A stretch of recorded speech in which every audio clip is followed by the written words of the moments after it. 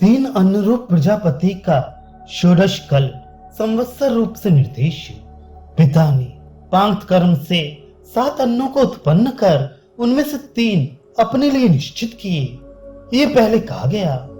पांक्त कर्म के फलभूत उन अन्नों की व्याख्या कर दी गई, किंतु वे पांक्त कर्म के फल किस प्रकार है सो बतलाया जाता है, क्योंकि उन 3 अन्नों में भी पांक्तता देखी जाती है, इसलिए वे पांक्त हैं।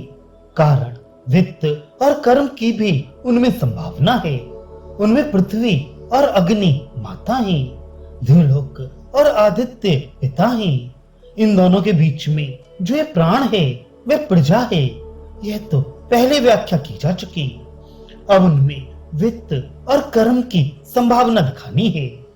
ये अब बतलाते हैं। वह ये 3 अनुरूप संवत्सर प्रजापति 16 कलाओं वाला है। उसकी रात्रियां ही 15 कला हैं। इसकी 16वीं कला ध्रुवा अर्थात नित्य ही है। वह रात्रियों के द्वारा ही शुक्ल पक्ष में वृद्धि को प्राप्त होता है तथा कृष्ण पक्ष में क्षीण होता है। अमावस्या की रात्रि में वे 16वीं कला से इन सब प्राणियों में अनुप्रविष्ट हो, फिर दूसरे दिन प्रातः काल में उत्पन्न होता है। अतः इस रात्रि में किसी प्राणी के प्राण का विच्छेद न करे, यहाँ तक कि इसी देवता की पूजा के लिए इस रात्रि में गिरगिट के भी प्राण न ले। स एष संवत्सरा, यहाँ जिस अन्य तरह रूप प्रजापति का प्रसंग है उसी का संवत्सर रूप से विशेषतः निर्देश किया जाता है। वह संवत्सर संवत्सरात्मा अर्थात काल रूप प्रजापति षोडश कल है, जिसके षोडश 16 कलाएं अर्थात अवयव हों उसे षोडश कल कहते हैं। उस काल स्वरूप प्रजापति की रात्रियां अहोरात्र अर्थात तिथियां ही 15 कलाएं हैं तथा इस प्रजापति की 16वीं अर्थात 16 संख्या की पूर्ति करने वाली कला ध्रुवा नित्य व्यवस्थिता ही है। वह रात्रियों अर्थात कला रूप से कही गई तिथियों से ही पूर्ण और अपक्षीण होता है। वह चंद्रमा प्रजापति शुक्ल पक्ष में प्रतिपद आदि तिथियों से बढ़ता है।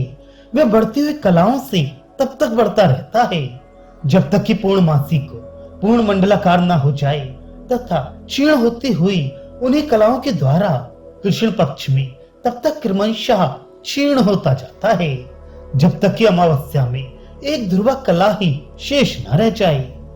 वह कला स्वरूप प्रजापति अमावस्या रात्रि अर्थात अमावस्या में रात के समय जो एक ऊपर बतलाई हुई ध्रुवा नाम की कला रहती है, उस 16वीं कला के द्वारा इन समस्त प्राणधारियों अर्थात प्राणी समुदाय में अनुप्रवेश कर जो जल पीता है और जो औषधि खाता है उन सभी में औषधि रूप से व्याप्त हो अमावस्या की रात्रि में स्थित रहे।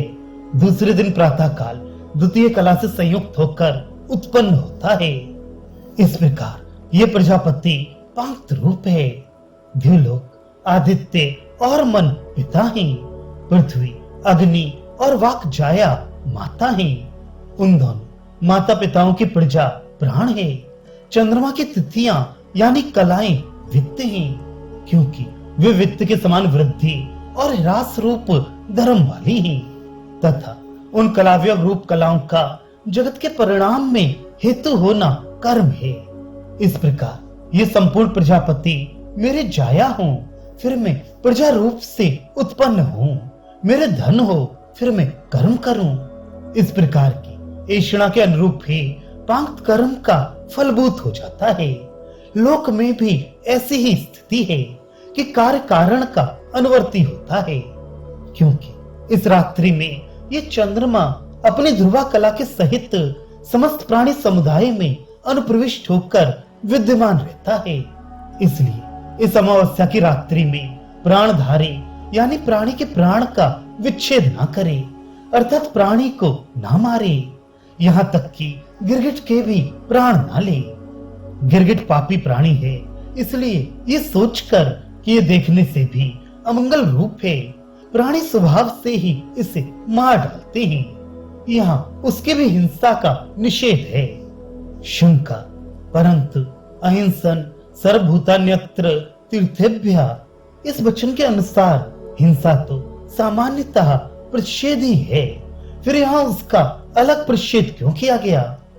समाधान, हाँ प्रतिषेध है, तथापि यहाँ जो श्रुति का कथन है वह अमावस्या से भिन्न समय में सब प्राणियों की अर्थात केवल गिरगिट की हिंसा का प्रतिप्रसव अर्थात विशेष विधान करने के लिए नहीं है, तो फिर किस उद्देश्य से है?